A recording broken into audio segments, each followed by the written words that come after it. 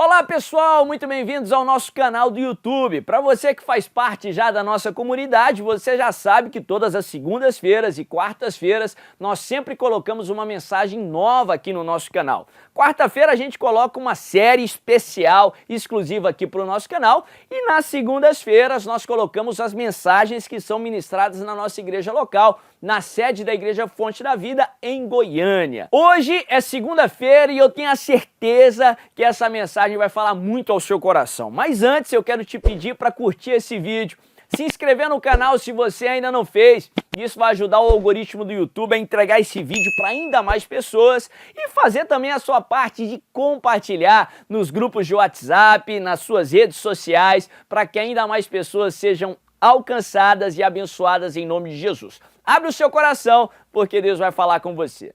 Abre tua Bíblia comigo no livro de Lucas, no capítulo 15. Quero ler do verso 1 ao 7. Lucas, capítulo 15, aliás, do verso 1 ao 7. A palavra de Deus diz assim: todos os publicanos e pecadores estavam se reunindo para ouvi-lo. Mas os fariseus e os mestres da lei o criticavam. Este homem recebe pecadores e come com eles.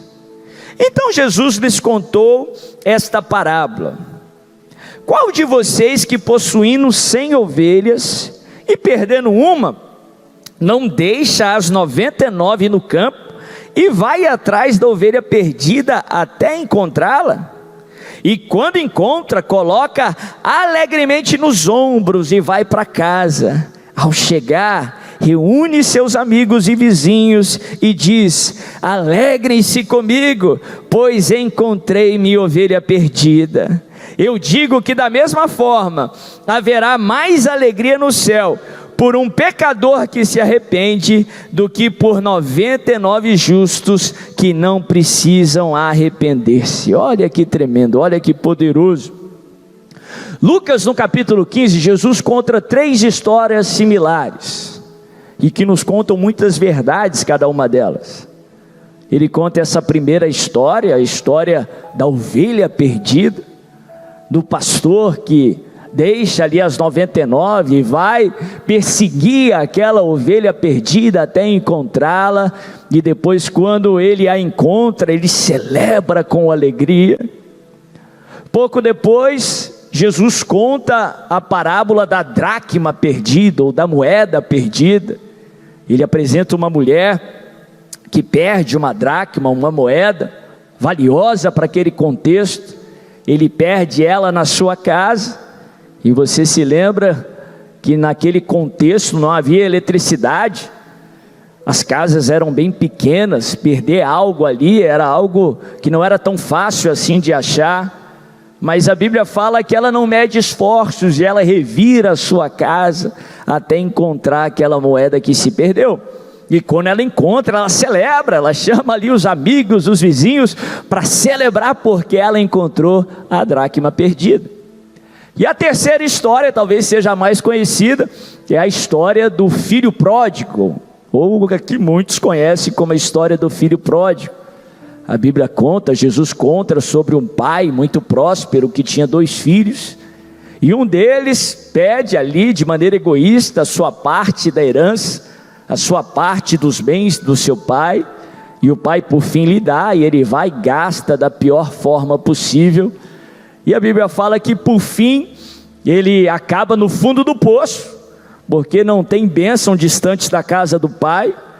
E a Bíblia fala que ele decide retornar para a casa do pai, e a Bíblia fala que o pai o recebe com alegria, com júbilo, troca as vestes dele, coloca uma sandália nova nos seus pés, e prepara ali um grande banquete para o receber.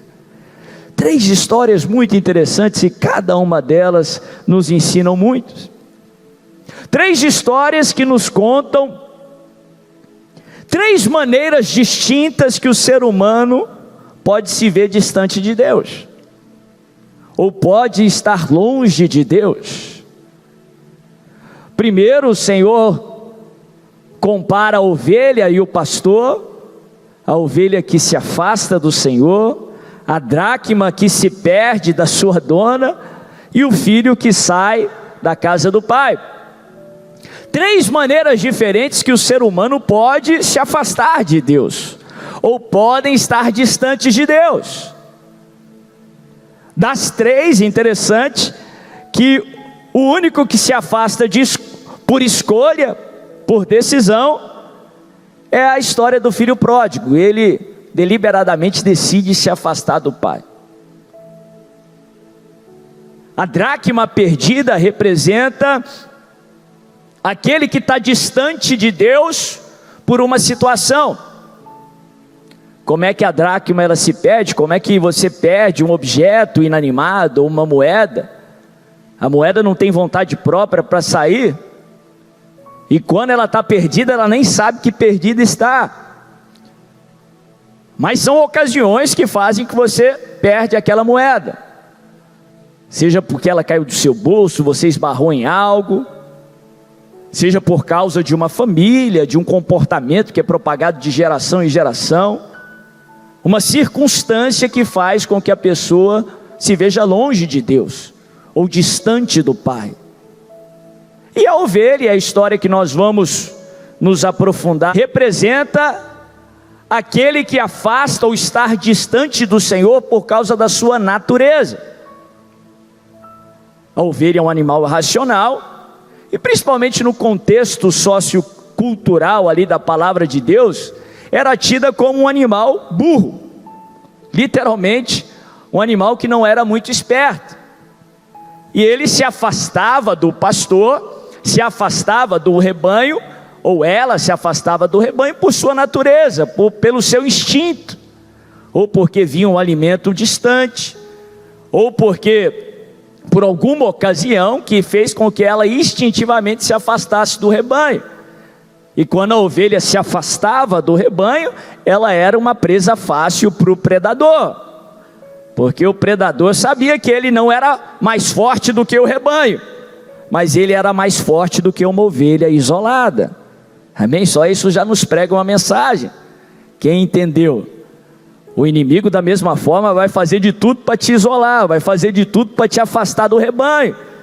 Ele sabe que contra o indivíduo ele pode alguma coisa, mas ele não pode contra a igreja do Senhor, ele não pode contra o rebanho do Pai. Mas presta atenção, que todos esses personagens que se afastaram,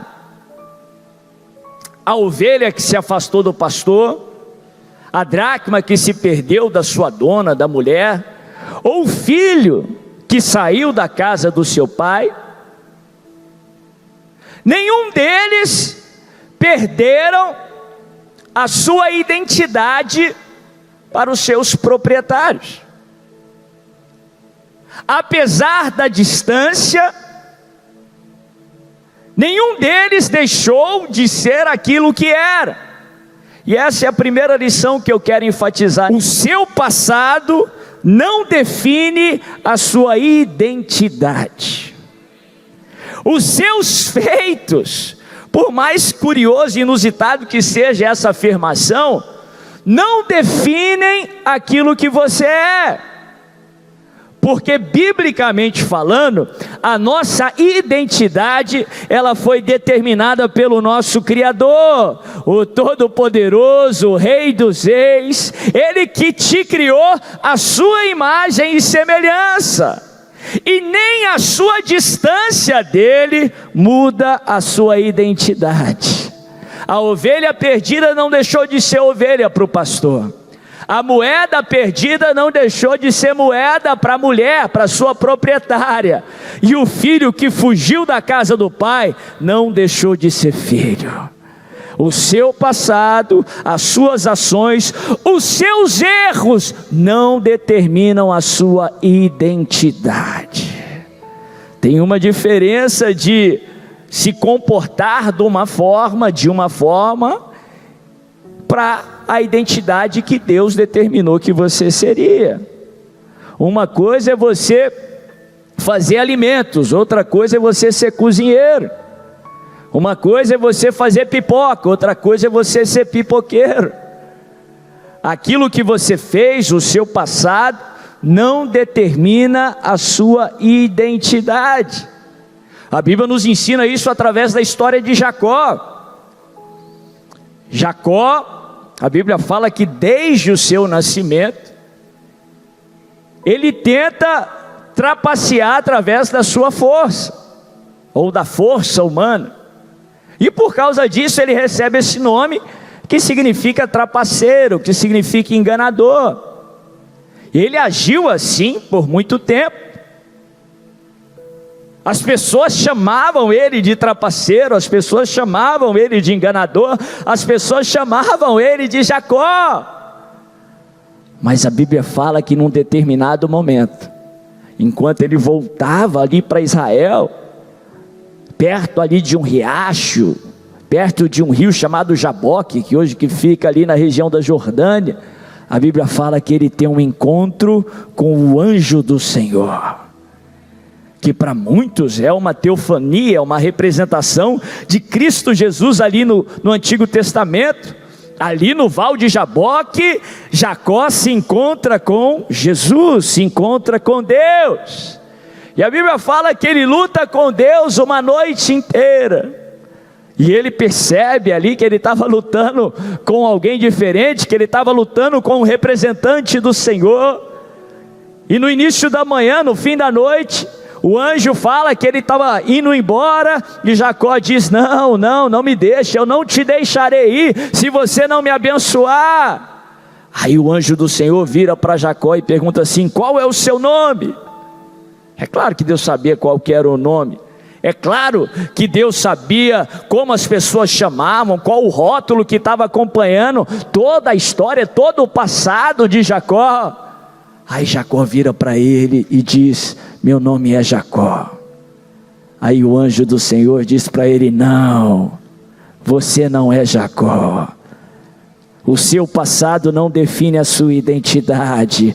Você não é o seu passado. Sim, você pode ter enganado, mas você não é enganador. Os seus erros não definem quem você é. Sim, as pessoas podem te chamar de Jacó, as pessoas podem dizer que você é um enganador, e de fato você enganou no passado, mas as pessoas não definem quem você é. O que as pessoas estão dizendo não determina a sua identidade. Quem define o que você é o teu Criador, é o Todo-Poderoso. Por isso eu te digo, você não é Jacó. Aí o anjo diz para ele, diz assim: você é Israel, que significa campeão com Deus, porque você lutou com Deus e com os homens e prevalecestes.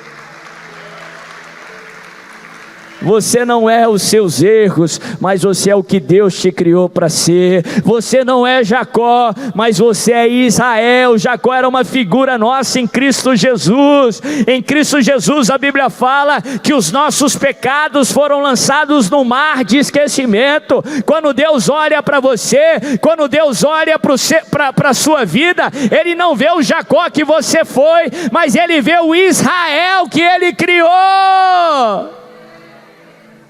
Você é Israel. Interessante que a distância de cada personagem aqui não tirou o valor de nenhum deles. A ovelha não ficou menos valiosa para o pastor, a moeda não ficou menos valiosa para a proprietária, e o filho não perdeu o valor para o seu pai. Da mesma forma, o seu passado não tira o seu valor. Da mesma forma, o que você fez não tira o seu valor, pelo contrário, Ele te ama tanto que você valeu o preço que Jesus pagou por você, o sacrifício do unigênito do Pai. Como eu falei, a ovelha representa alguém com uma natureza difícil. A ovelha é uma representação minha e sua. A Bíblia nos ensina que Deus nos criou à sua imagem e semelhança. Nós tínhamos uma natureza divina. O homem vivia literalmente no céu, na terra, em comunhão com o Pai, ali no jardim do Éden, cumprindo o propósito de Deus. Deus não criou o homem para sofrer, muito pelo contrário. Deus nos criou para que nós fizéssemos parte da sua família, para que nós nos relacionássemos com Ele e desfrutássemos da bênção de um relacionamento pleno com o Pai. Mas a Bíblia fala que havia um único mandamento para o ser humano obedecer. Ele só não podia comer do fruto da árvore do conhecimento do bem e do mal. Não era que o homem não sabia sobre o mal. Deus queria que o homem tivesse ciência, mas apenas pela boca do Senhor, apenas ter conhecimento, não experimentar o mal. E a Bíblia fala que o único mandamento que tinha, no céu, na terra, o homem desobedeceu. Tem gente que chega para mim e diz: bispo, se não houvesse tanto sofrimento no mundo, todos serviriam a Deus, todos obedeceriam o Pai.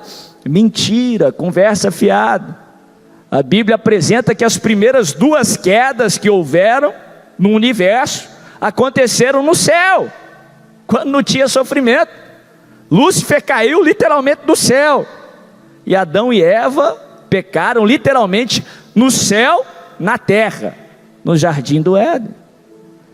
E a Bíblia fala que o homem e a mulher pelo pecado se distanciam de Deus, e eles percebem que eles estavam nus, e eles começam a se esconder, e se afastam do Pai, se escondem do Pai. E a Bíblia fala que desde lá do jardim, Deus não desistiu do homem. A Bíblia fala que mesmo depois da queda, o Deus que tem ciência de tudo, sabia que o ser humano estava se escondendo, Ele vai à procura do homem. Deus jamais desiste de você. A Bíblia fala que Deus chama por Adão. Adão por fim responde, diz que tinha escondido, porque ele estava nu, e Deus pergunta para ele: quem foi que te disse que você estava nu?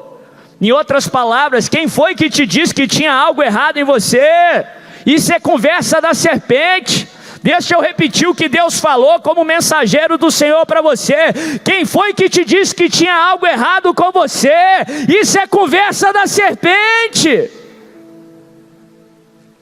E a Bíblia fala que Deus providencia peles de animais para que cobrissem a nudez do homem. Ora, se Deus proveu vestes de animais, é porque um animal precisou ser sacrificado. A morte de alguém precisou acontecer para que a nudez do pecado fosse coberta. Olha, se isso não nos lembra de Jesus. Lá no jardim do Éden já havia algo apontando para Jesus, porque toda a Bíblia nos aponta para Jesus. Sim, o Cordeiro de Deus foi crucificado, o sangue foi derramado para que o Senhor nos cobrisse da nudez do pecado, para que Ele nos desse novas vestes e nós pudéssemos ter comunhão com o Pai. Desde lá do jardim do Éden, o Senhor não desiste de nós. Segunda lição: Deus não desiste de você. Deus não desiste de você. Não importa o quão distante você esteja do pastor, o pastor não vai desistir de você. Se necessário, ele abre mão ali do momento com as 99, e ele vai à procura da ovelha perdida, e ele não se cansa, e ele não dorme. Não dormita o guarda de Israel, até ele te encontrar, até ele te restaurar, até ele te trazer de volta para o rebanho. Ele pagou um alto preço para te cobrir com vestes novas, para que você pudesse ter comunhão com Ele. Deus não desiste de você.